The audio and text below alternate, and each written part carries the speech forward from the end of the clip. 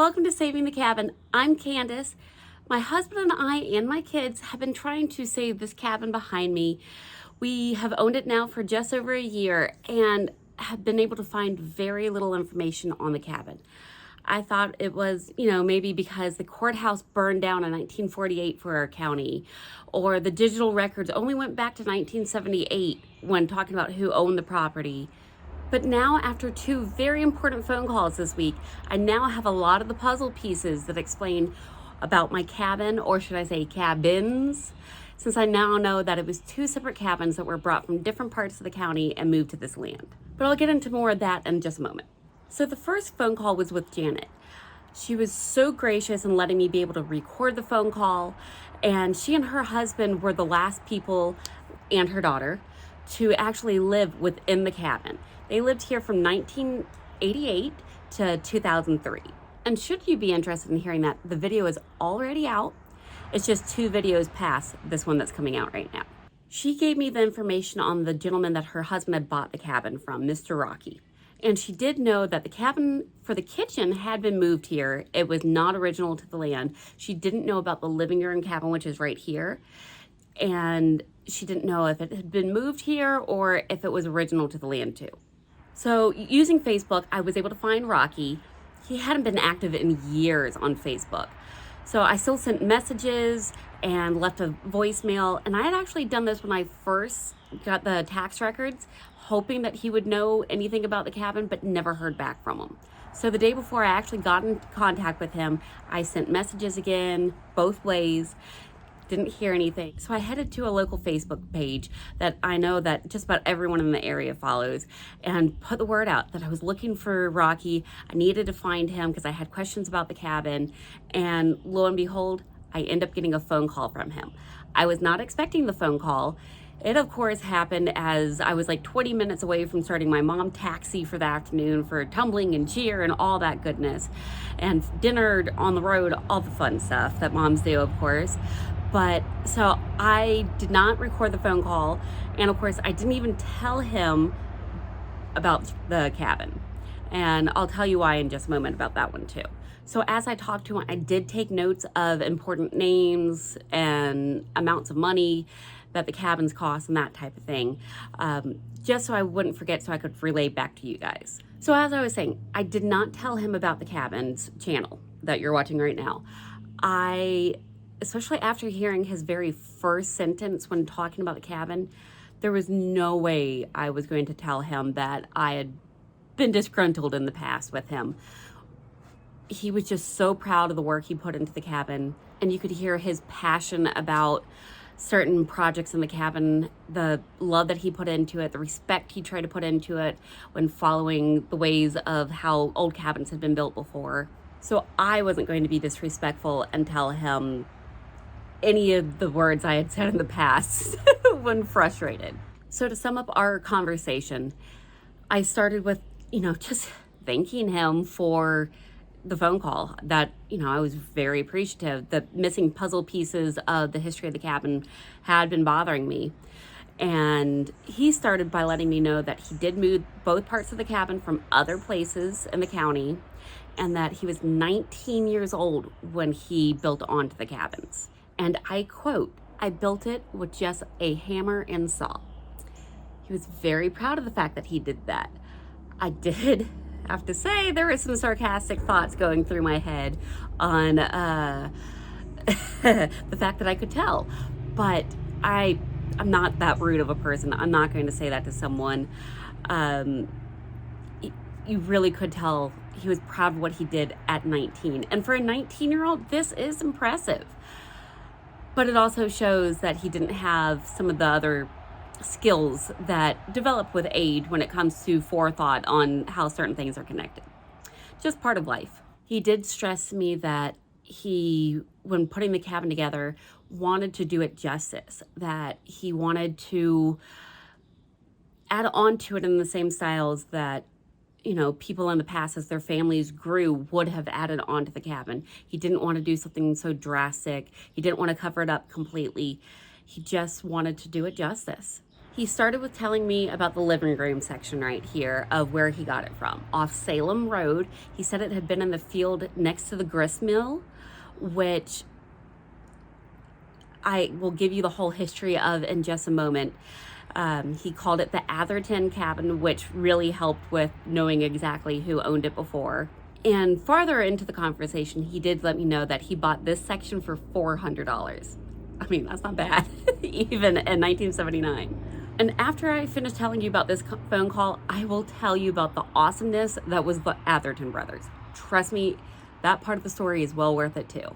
He then led in to tell me about the kitchen and the cabin that he has there. It was from Hood Road, which is not too far from where I am right now.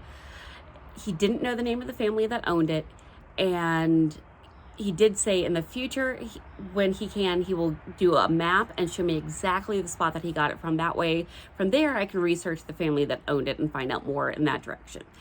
But I need to finish the cabin before I get, I go down the rabbit hole again and start researching more. I'm at a good happy point at the moment.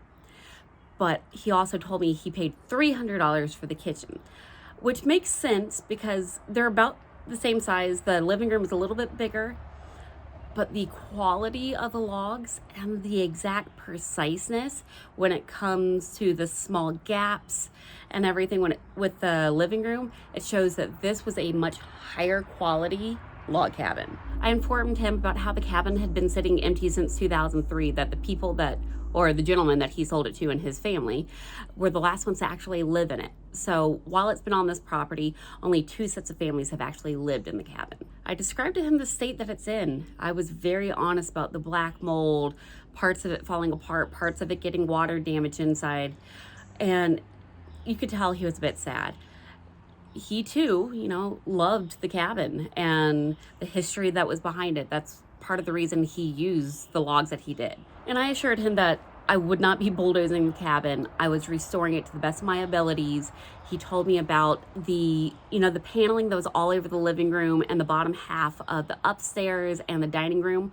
Those wood panels, he hand planed himself. So his family did own a sawmill. That's where all this wood came from. And he was able to get some really good quality wood. So he had so much passion in his voice when he was describing how he hand planed every one of those logs or panels himself. And that like the bathroom door, the handle there, he made himself. He had told me that there had been door hinges going from the living room into the kitchen. I explained to him there's no longer a door there. There's remnants of the little hooks that he had made, but that was all that was left. And I did let him know that the wood was taken down because, I had to get to all the chinking. But, that's the stuff in between the logs that runs right here. There was, like right here, the cement in between, all that had to come out. So the panels had to come off first. I did assure him I wasn't putting them back up, but I was repurposing them all and was making furniture and closet stuff and all sorts of different things out of that wood. So it would not be going to waste. I was reusing anything I could that he had put into the cabin. He did ask me about the 2-story porch that's on the other side of the cabin that would have been attached to the kitchen, that he thought he didn't see it anymore when he had driven by before. And I explained to him that wasn't here. That was removed by the previous owners. I have no idea what happened to it precisely. I wasn't going to tell him it was falling apart and it wasn't safe. I kind of glazed over that part. But he did tell me about the blacksmith cabin that sits on the other side of what was the old logging road. And he told me that was not original either. He built that himself. He chopped the wood, he hand carved it, he made the whole cabin himself, and he chinked it with clay that was local because it was kind of like a nod to what would have been, with these cabins. And I had to tell him that it was demolished, that the tree fell through it. He asked, maybe did it just fall over to where it could be stacked back up? And I explained to him that it had cracked the logs, and when it fell over, the logs had hit the ground, so most of it was rotting, that it had happened so long ago that it just was in bad shape. But there's little bits of the logs that still were usable that I'm using for refacing the cabin where the damage had happened on the side porch, and that I want to make some furniture pieces out of it. So I told him that you know, I am trying to reuse anything I can to keep those memories alive. And he said, as far as he knew, no one had ever lived on the land, that the property had been owned by the Tates. And in some of my other lives, I've talked about the history of this area and the Tate family. Definitely Google Colonel Sam Tate. He was a remarkable man. He was very different from many of the rich people that existed back in the 1800s. And even the city of Tate, which is neighboring us, and my son goes to school in that city at Tate Elementary. Yeah, the city's named after the man. He was a very, very good soul, and he cared about so many of his workers and everyone in the county. Just definitely, if you're curious, Google him. But it's well known in my area that Mr. Tate had bought the land of Burnt Mountain itself. When the city of Burnt Mountain started to essentially disappear, the railroads had moved into Jasper. It did not go up to Burnt Mountain, and everyone in the city of Burnt Mountain started going bankrupt. So Sam swooped in and bought all the land during bankruptcy. He had this idea of making the country club of the South, and he, you know, started doing that. He had the great building for the country club. Everything was going well until the 20s when the Great Depression hit. He didn't do so well through the Depression, but during the Depression, it actually caught fire and the country club burned down. And that's when the family started selling off bits and pieces of what was Tate owned. Okay, back to my phone call now that I have slid out of the way of the sun. I was glowing. So I did tell Rocky he is welcome to come by at any time to see the place. After talking about the state that it's in, he thinks he wants to wait till it's closer to being done or actually done. But he definitely wants to come by and see the place. And like I said before, I figure that's when I will find out exactly where on Hood Road that my kitchen section came from and worry about tracking down that history at that point. Again, going down the rabbit hole. And you'll see, there's a lot of Alice in Wonderland stuff here, and I love it. But I'll get to that in a second. And he told me to save his number, that I can call him at any time if I have questions about the cabin. And on that same note, Janet knows that she has a standing invite that if she is ever in the area, or her daughter or her husband, they are welcome to come here at any point to come and see the cabin too, because they loved it as much as I do. And I really look forward to meeting her one day. So Janet, one day we shall meet. And I'm sure some of you are thinking, when he comes back, will I ever tell him about the channel? Probably not. I know he had good intentions. He was just 19 years old. I am, like I said, I'm not that mean of a person. I'm very blunt and honest about things, but that's something I don't need to go above and beyond to be honest about. Many people in the area know about the cabin's channel. So it may get back to him, but I don't want to directly go to him and just be like, I have a channel talking about how I found things that were wrong with the cabin that you built. I'm not going to do that. So, you know, when he comes to visit, it is what it is. He may see things that say saving the cabin, and he may put two and two together, but I'm not going to directly tell him about it. I know he had good intentions, just maybe not the best execution. So before I wrap up this video, I do want to tell you about the history that I've also learned when, you know, going down the rabbit hole with the cabin and Google and where it came from, the Atherton brothers. So on this website, I found the best information. It's a blog. It's a local person that writes about the history of the area.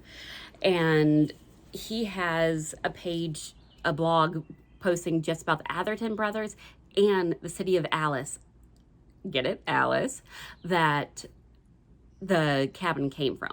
So I find it really fascinating, and I really wanted to share it with you. So I'm just going to kind of scroll down through here, let you see the pictures while I sum up basically what the page is saying. So Rocky knew that the living room cabin was called the Atherton cabin, and the Atherton brothers really were remarkable. They originally came here from Manchester, England.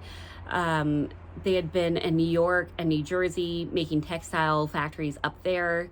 They started their first factory around 1831. And they ended up coming down shortly after that from New Jersey to Roswell, Georgia. And that is now a very prominent, very highly respected area of of the Atlanta suburbs. So one of the reasons that it did so well was the cotton mill there. It made the city boom. And that is directly related to the Atherton brothers putting that cotton mill there. So in the 1850s, the brothers ended up moving to Talking Rock. At the time, the city of Talking Rock was actually what is now known as Blaine, Georgia. And Talking Rock ended up moving to a different area of the county a little bit after that. But Talking Rock basically is because of the babbling brook that goes through it, and the brook goes through both parts of it.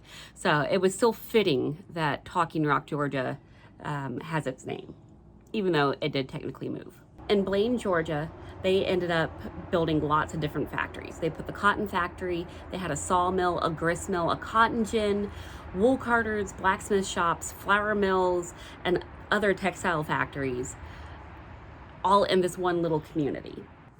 Sadly, during the Civil War, it was destroyed, and it was at a really big loss for them financially. So after it was destroyed, they ended up moving the mill to a different location. So in 1882, they relocated their textile mill and their grist mill and their other items that they were known for over to what was called Harmony Mills in Alice, Georgia. It was named for one of the brothers, his wife Alice, and it's where they kind of showed off some of their expertise. They were able to redirect water and get height on it so it had enough flow to be able to power their grist mill. And it was a really cool thing that they built this 50-foot tall ramp of water that went 1.5 miles so they could be able to get the speed up to be able to have the power from the water to be able to run the grist mill. And that's grist, as in Gristmill, all one word. And while the mill was doing so well, they ended up actually selling to Mr. Tate and moved on to a different area. So I find it really interesting that after they left here, they went to Woodstock, which was kind of close to where we used to live. At Rope Mill, one of Jeremy's very first videos, my husband does river scuba diving, and one of his very first videos and a few after that was at the remnants of Rope Mill and the history that's involved there. So lo and behold, my husband has been scuba diving all these different locations that the Atherton brothers were responsible for. But they put up textile factories all over my area. And they're the reason that these cities ended up becoming what they are today and thriving. So onto this other page that he has where it talks all about the history of Alice, Georgia. He sums it up that nowadays people drive down Salem Church Road and they have no idea what they're actually driving past. That it was once a very thriving community, that it had so much to it. It had the cotton mill, the grist mill, a sorghum mill, blacksmith shops, a one-room schoolhouse, and lots of other things that a city needed to thrive. It even had a post office. So basically it goes through the history again of all the different textile mills that they established, and the fact that there was even a gold mine, an operational gold mine in the city of Alice. After everything there had been sold to Tate, sadly, the mill that was located there was damaged greatly by a flood, and then shortly after that, destroyed by a fire. And that was what was making the town thrive. So by 1909, the post office closed up and basically everyone moved out of the city. So if you've seen enough of my channel, you know I love Alice in Wonderland. It was one of my childhood things that I've just never shrugged off, I guess you could say, when I talk about the locks for the back door to the kitchen and the double doors that are upstairs and the big room where the porch had let out that's now no longer there. It has a very Alice in Wonderland looking locks set to it. And I've recently in lives talked about how the cabin needs an Alice in Wonderland theme to it because everything is curiouser and curiouser, and what should be logical doesn't make sense at all. It's nonsensical. So I have been racking my brain for the right, name for the house. Still haven't found it yet. I may go with something just as simple as the Alice cabin, just because it came from Alice, Georgia. So I wish I could tell you guys how giddy it made me to put the dots together and find out that this cabin was from Alice, Georgia. It just seemed to fit so well with the scheme of everything going on. And it really made my day. I did get in touch with the blog's writer, and he and I wrote back and forth a little bit. He did point out that most likely the Athertons did not live in this cabin, that they were very well-to-do. They had money, that if they moved somewhere that they would probably have a very grand house built. And you have seen on the website, there was a picture of them in front of their house. It was much bigger, definitely not my cabin. There's no way this was part of it. But I tell myself, maybe a worker lived there, but they definitely owned it, but it could have been for a site manager, or maybe a relative lived in it, or who knows, maybe this was the very first building when they moved up here, because it was wilderness up here. There was not a city when they moved to Pickens County. Where they moved, there wasn't a city that they were part of. It was just wilderness. So who knows what little chance this could have been their very first home before they had their grand estate made. But this is an excellent specimen of quality of design and how it was put together. Someone took really, really good care and knew what they were doing when doing this log cabin. They made sure that there's very little gaps in between the wood, that everything fit together like a glove. But I have to say, the kitchen's logs are much bigger gaps. They're smaller pieces of wood, a little bit heavier chop marks to it that shows that someone was inexperienced when working on it. So, it's still a good quality, but it's not as fine of quality as the living room was. But I really hope you guys have enjoyed learning a little bit more about the cabin with me.